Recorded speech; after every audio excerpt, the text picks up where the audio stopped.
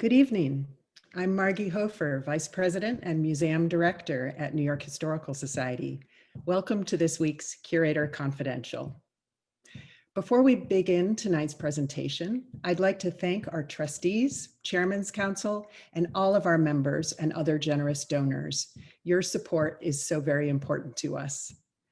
I'd like to remind you also that we've recently reopened our doors, and we encourage you to visit our website and reserve your timed entry tickets.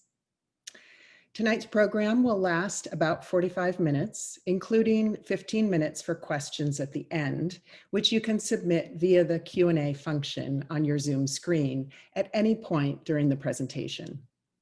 Note that the chat function has been disabled, so please send your questions via Q&A.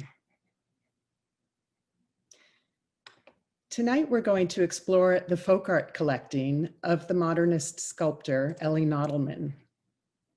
So we're exploring the folk art collecting of sculptor Elie Nadelman and his wife, Viola. In 1937, the New York Historical Society purchased the Nadelman's vast collection, numbering nearly 15,000 items. This transformative acquisition remains the single largest accession made by the museum, and its objects have featured in our exhibitions and publications for close to a century now. Some Nadelman items have become like mascots of the institution.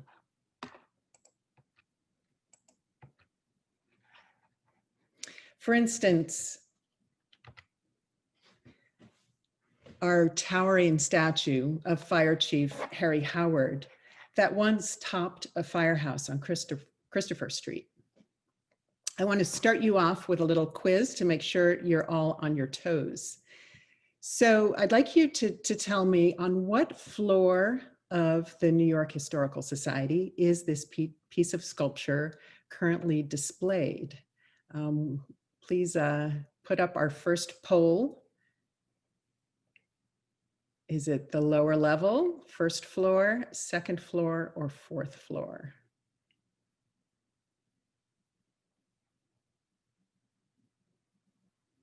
So cast your votes. Okay, let's see responses. Okay, more than half of you got it right. He's currently up on the fourth floor, towering over our loose center displays. But those of you who answered any of the other locations are sort of right, because Harry Howard has been on the lower level, first floor and second floor at various points over the last 80 or so years.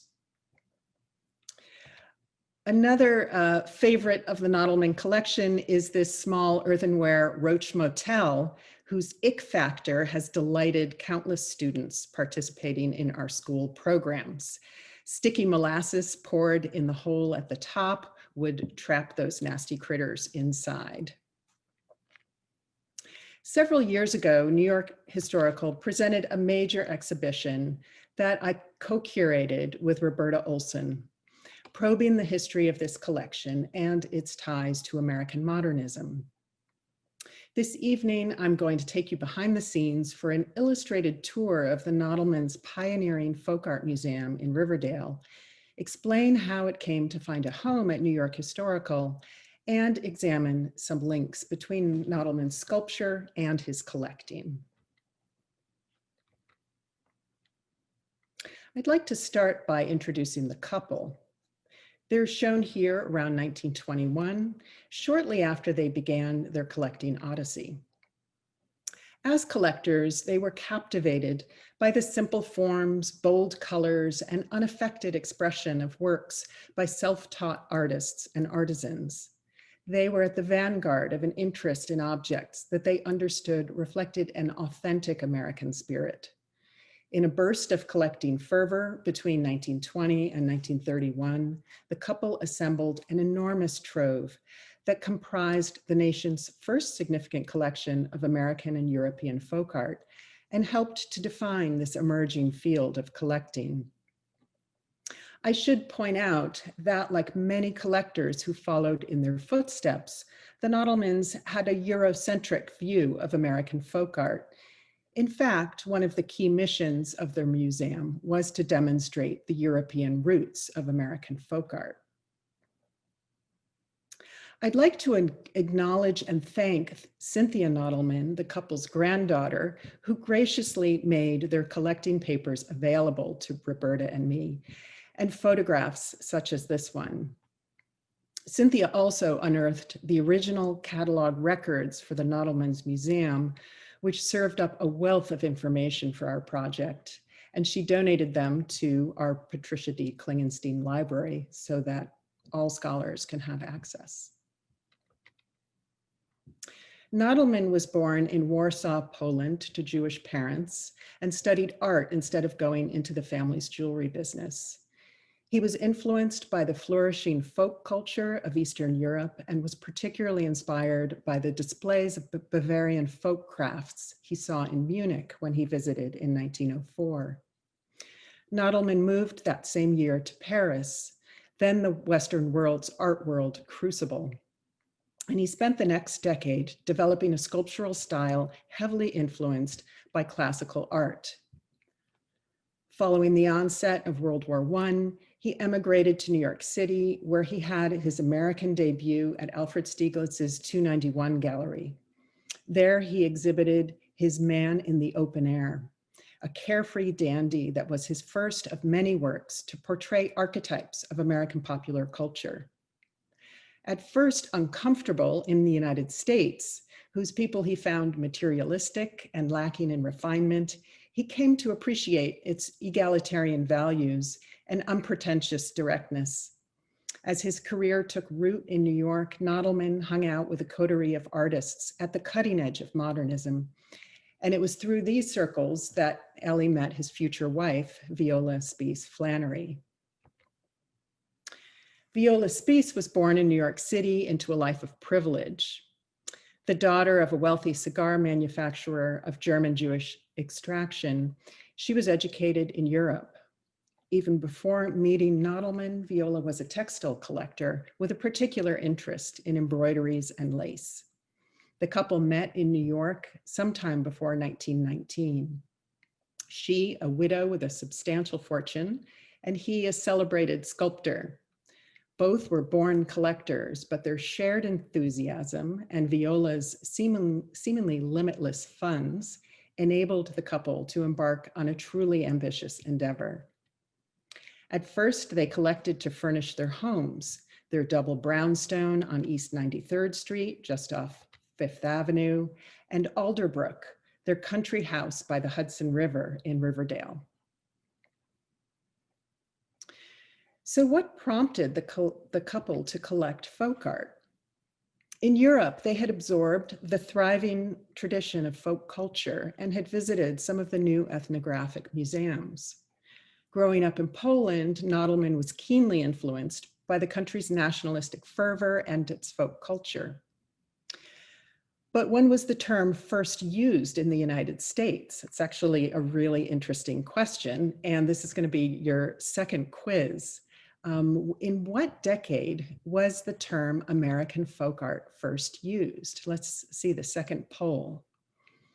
Was it in the 1820s, the 1870s, the 1900s, or the 1920s? Oh, and the last answer in the last choice in the poll should read 1920s, not 1900s. So let's see the answers here. Okay, we've got an educated folk art crowd here. 63% have guessed 1920s, and that is correct. I find that rather surprising. In fact, the term folk art had not even been used in the US when the Nadelmans began collecting. And according to folk art historian Elizabeth Stillinger, they were the first to use the term in an American context when they established their Museum of Folk Arts in 1924. Bear in mind that folk art is not an empirical term, but a socially constructed concept created by collectors to describe a category of objects. the notion of folk is also tied to race, class, and gender hierarchies. Whoever and whatever is defined as folk is typically ranked lower than whoever is doing the defining. In fact, without the opposing concept of modern, the idea of folk really has no meaning.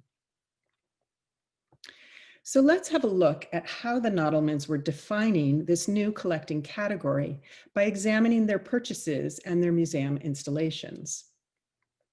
They began buying around 1920 with works like this one from New York City Americana dealer Charles Woolsey Lyon.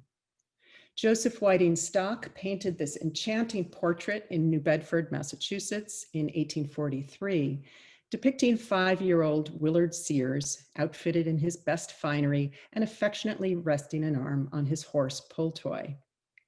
Stock often used boldly patterned carpets in his portraits of children, giving them an electric vibrancy. The Nadelmans quickly began collecting at a fever pace. Their records indicate that they purchased over 1,000 items in the year 1924 alone. Their burgeoning collection soon outgrew their 2 houses, so they built a museum to enshrine their holdings. The Museum of Folk and Peasant Arts, as it was initially named, opened in 1926. It was the first museum in the United States devoted exclusively to folk art. This stone building, built on the grounds of their Riverdale estate, was the home of the museum during its decade of operation. 4 floors accommodated the museum's 14 galleries. I'm going to take you on a quick tour through the museum, through period photographs, and discuss some of the objects which are today in New York Historical's museum. Visitors entered the museum directly into this room full of European peasant furniture, as they called it, such as painted wardrobes and chests. The Nadelmans were passionate about painted furniture. Many of their painted boxes were love tokens given at the time of betrothal or upon marriage, and their iconography often alludes to love and fecundity. This bride's box, made in southeastern Germany in 1826, is part of a long-standing Bavarian tradition of painted wooden oval boxes. This one features an elegantly attired bride and groom set in a striking background of swirls and stylized flowers. The Nadelmans were particularly interested in this type of painted box as the tradition continued among German settlers in Pennsylvania. The museum displayed both German and Pennsylvania German examples. Also in the gallery were several ship figureheads, including Rosa Isabella, a windswept Spanish dancer that graced an eponymous ship. At left is Rosa Isabella on display in the Nadelmans Museum.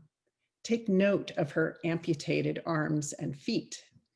By 1937, when the figurehead arrived at the Historical Society, she had regained her upward gesturing left forearm and hand and dainty slippered feet. Roberta and I examined the appendages in great detail, and we, along with the conservator who stabilized her fragile surface, are convinced that they were added by Nadelman himself, or at least created under his direction. The lower level galleries were devoted primarily to American collections. 2 were installed as quasi-period rooms, suggesting early 19th century bedchambers. At the foot of the bed is a sponge-painted chest made in Lebanon County, Pennsylvania during the late 18th century. This gallery also featured a case with about 90 pieces of chalkware, cast and brightly painted plaster of Paris figures, sometimes called poor man's Staffordshire.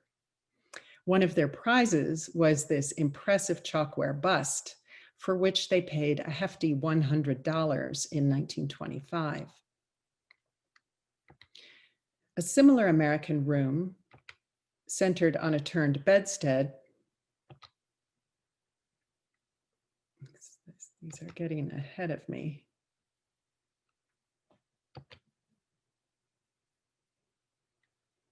There we go. This room was decorated with hooked rugs, English pottery, and a few vernacular paintings, including the moody and surreal Washington Crossing the Delaware by George Washington Mark. Note in particular the portrait over the bed. This wonderful portrait was painted by a New Hampshire couple, Dr. Samuel Shute and his wife Ruth. Nadelman must have appreciated its bold and simple design, which seems to foreshadow 20th century abstraction. The next gallery was dominated by American and European wooden household implements, many of them obsolete forms that are a challenge to recognize today. I'm going to show you one of the wooden implements hanging at the far right in this display, and I'd like you to guess its function. So here is that object. Let's see our third poll. What was this object used for? Identifying witches, pressing linens, snowboarding, or disciplining school children? Okay, let's have a look at the responses. Okay, most of you got it.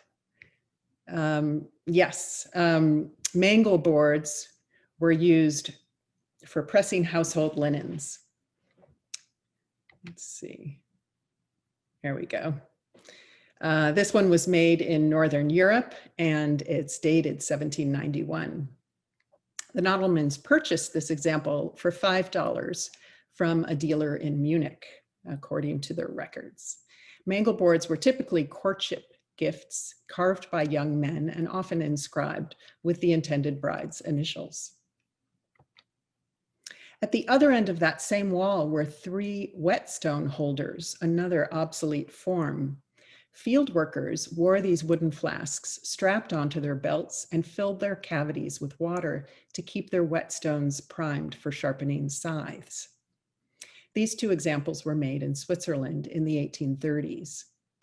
The one on the right is elaborately carved, while the one on the left has lively painted ornament that resembles the work of French modernist Robert Delaunay, a founder of Orphism, a colorful and purely abstract offshoot of Cubism.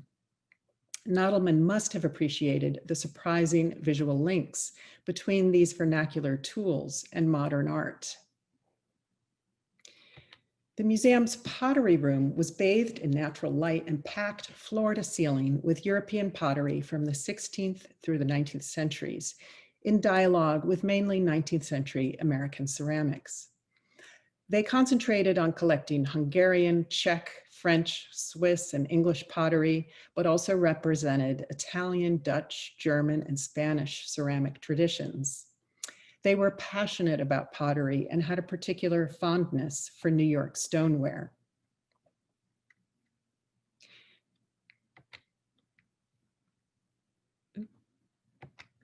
This vessel by New York City maker Clarkson Crolius was one of their most prized objects.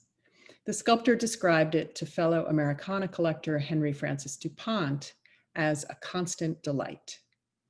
The exuberantly decorated vessel is incised with Crolius's name and the date.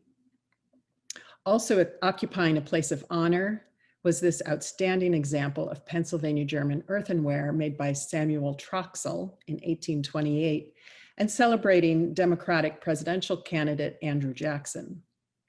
The high purchase price of $200 reflects the popularity of these wares among collectors of the 1920s. I should point out that American folk art to the Nadelmans encompassed, for the most part, items created in the Northeast United States and Mid-Atlantic as well by white makers of European descent. They did acquire a few objects by African-American makers, some of them unknowingly. This pair of face jugs is an example. It's almost certain that the Nadelmans, like other pottery collectors of this period, misunderstood the origins and use of these vessels. Today, we know that face jugs like this were made by African-American slaves and freedmen working in potteries in the Edgefield district of South Carolina, an area of significant stoneware production in the 19th century. The distinctive features, notably the white kaolin clay inserts for eyes and teeth, relate to ritualistic objects of the Congo and Angola region of Western Africa, where many slaves in South Carolina originated. Just beyond the pottery room was the toy room, packed to the rafters with a display of toys the Nadelmans claimed was the most important and representative in America. Child-sized beds, cradles, and rocking horses crowded the center of the room, while doll-sized furniture in glass display cabinets provided places for the 100 or more dolls to sit or slumber. Hundreds of even smaller dollhouse-sized miniatures, from elegant chests to humble kitchen utensils, also filled the shelves.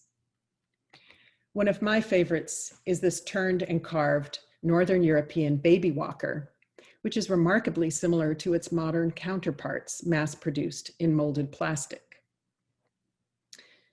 Another highlight was this regal black doll, likely made in the Caribbean, with expertly crafted detail, including celluloid fingernails, glass earrings, and a metal shoe charm around her neck.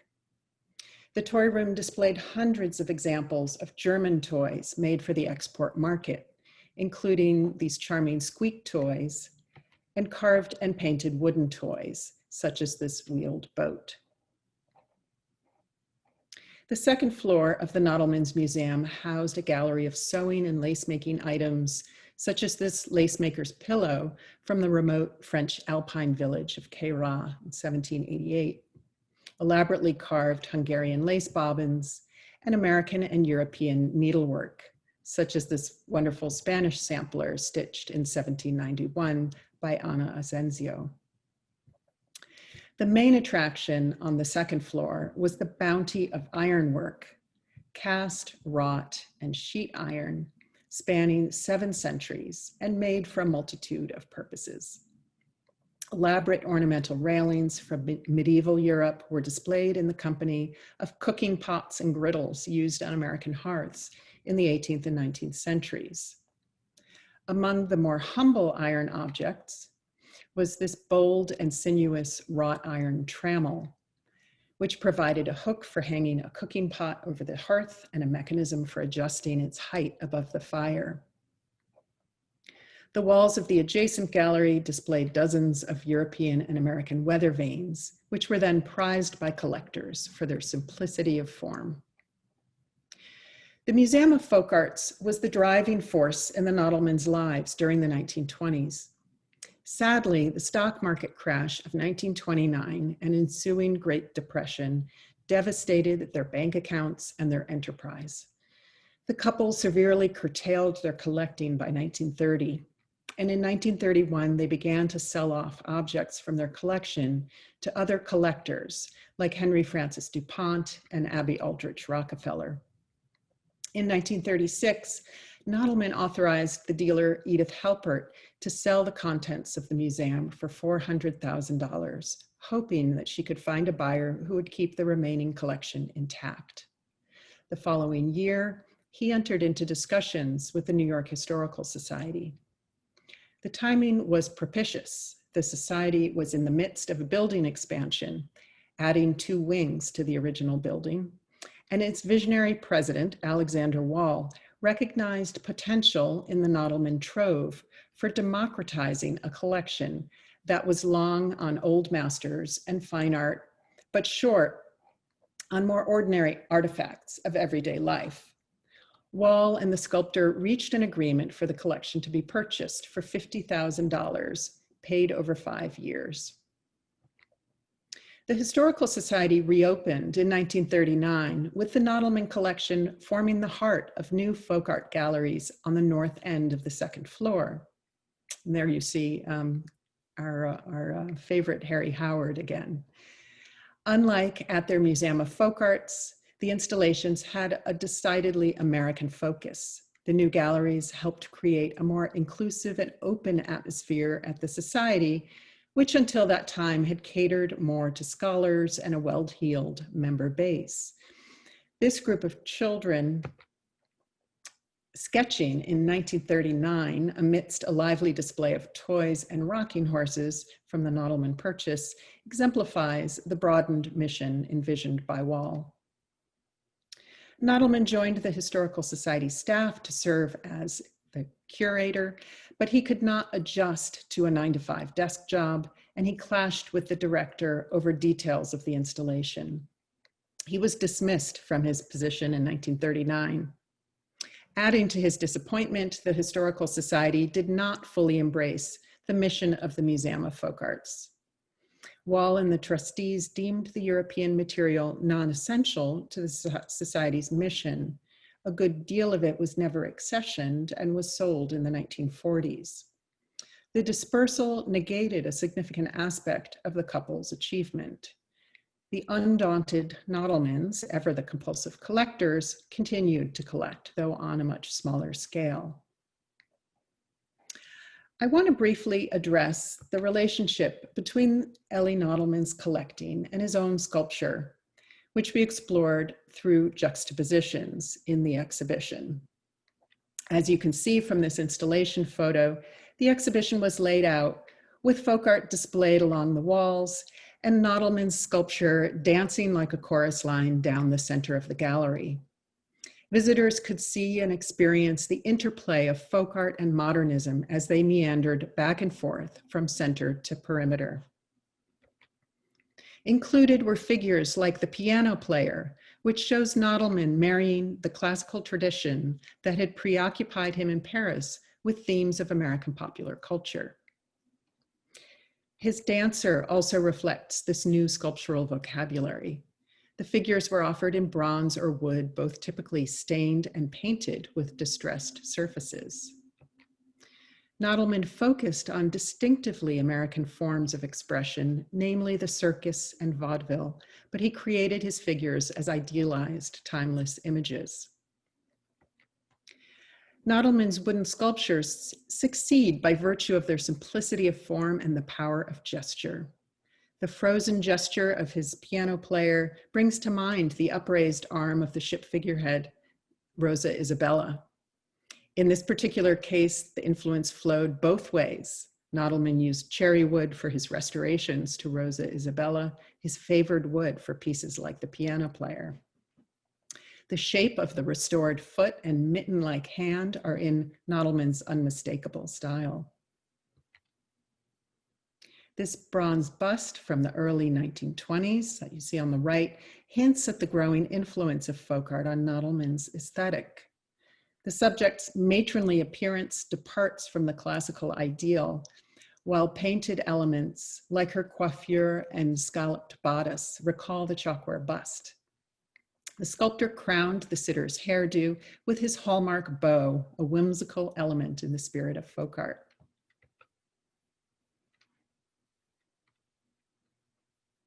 His preoccupation with folk art may have also spurred his interest in producing sculptures in multiples and experimenting with less expensive materials, such as plaster, ceramics, and paper mache.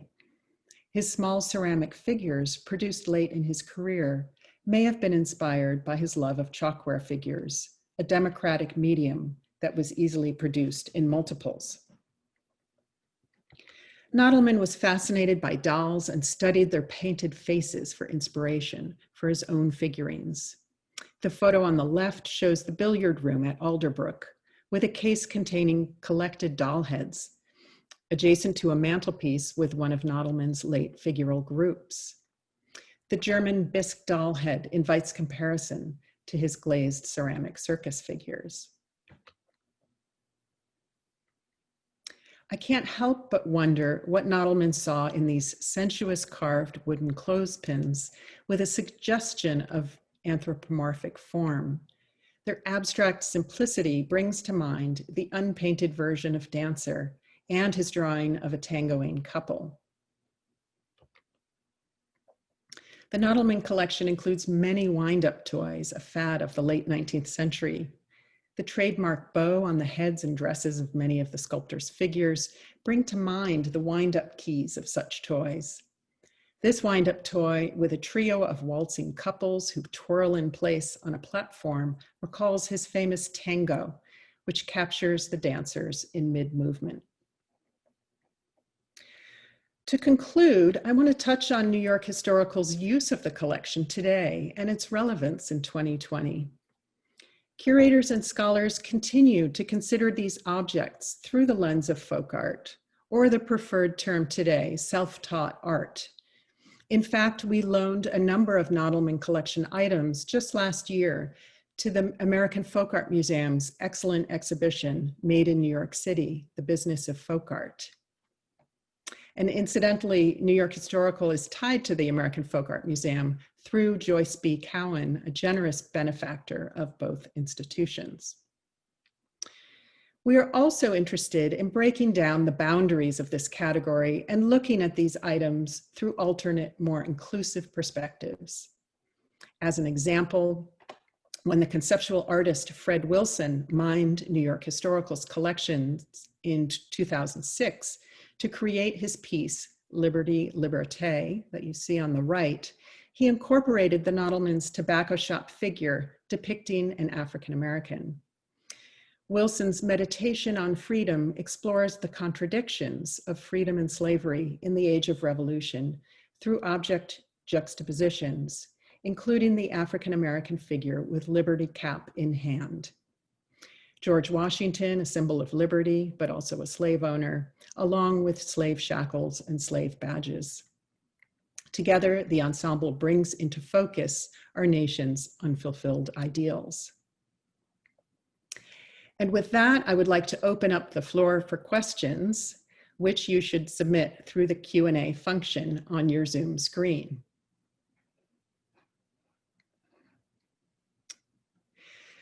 So first question, what defines a work as folk art? And how much overlap or influence is there with other artistic movements or styles?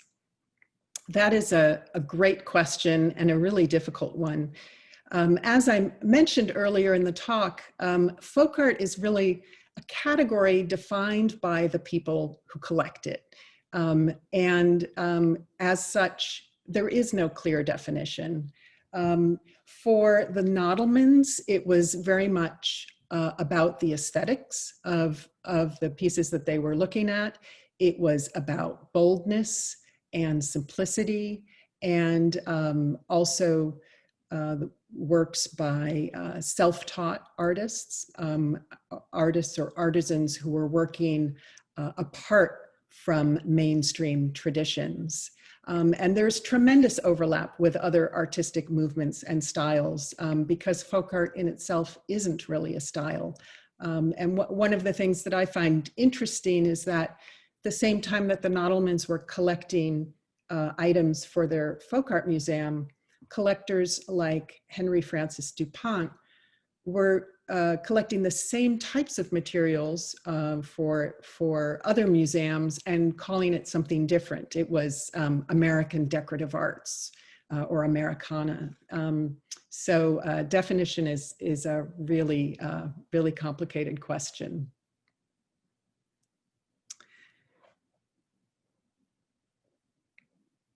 Okay, any other questions? Have there been calls to repatriate any items?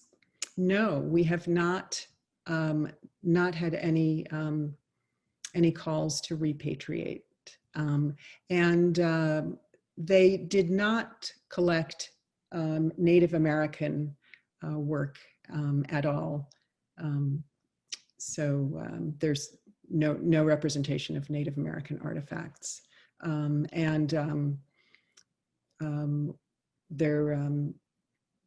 not sure if that question refers in particular to the face jugs, but those have not been a discussion of repatriation either.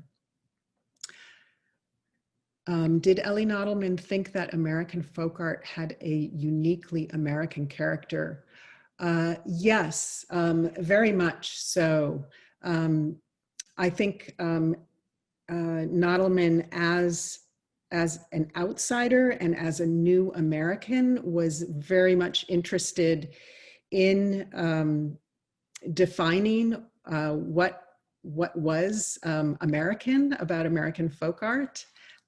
So that was really a key part of his enterprise, and I think he saw a uniquely American character in what he was collecting.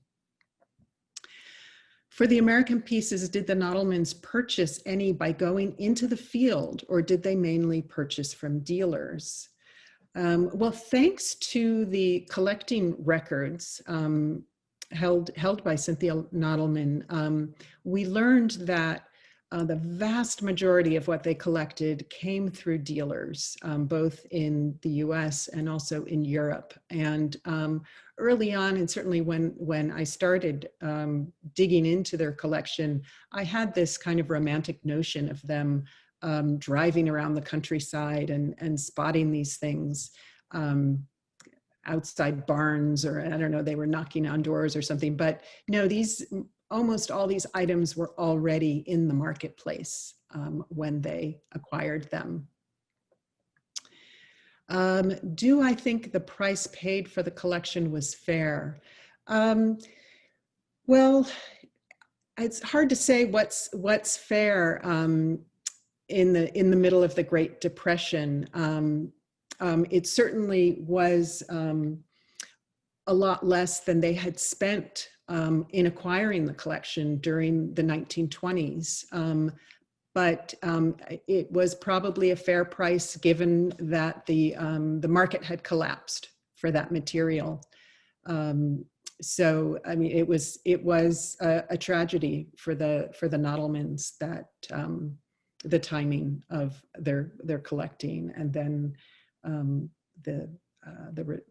losing their money in the stock market crash.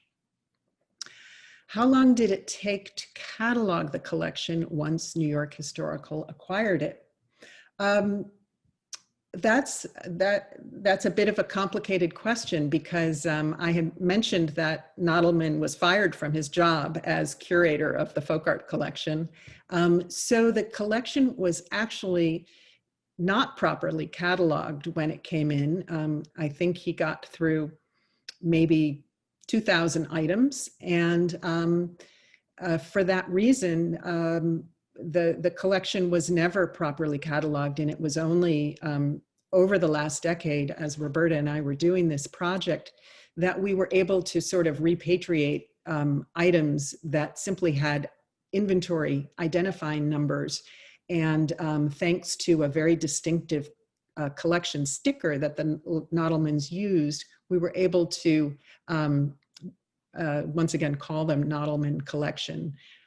So it took quite a long time to get full intellectual control over the collection. Can you speak a little bit about what folk art looks like now, and what is the museum acquiring in this area? We are still acquiring some of the types of objects that the Nadelmans were purchasing, but we're not necessarily looking at it through a folk art lens. And I'm thinking one item that springs to mind, we acquired a stoneware oyster jar that we were interested in because it had the name of Thomas Downing and his oyster establishment in Lower Manhattan. And we were very interested in it because he was a well-known African-American entrepreneur who owned an oyster business and an oyster restaurant. That item could have easily been part of the Nadelman collection because he loved New York stoneware. It was a very traditional form, but that was not our particular interest. So we're not collecting folk art per se, but we are still collecting a lot of objects that might fall into the folk art category, depending on who is doing the categorizing. And then last question, because we are just about out of time. Will there be exhibitions featuring any of these items in the future? Absolutely. Many of these are objects in demand for any number of reasons.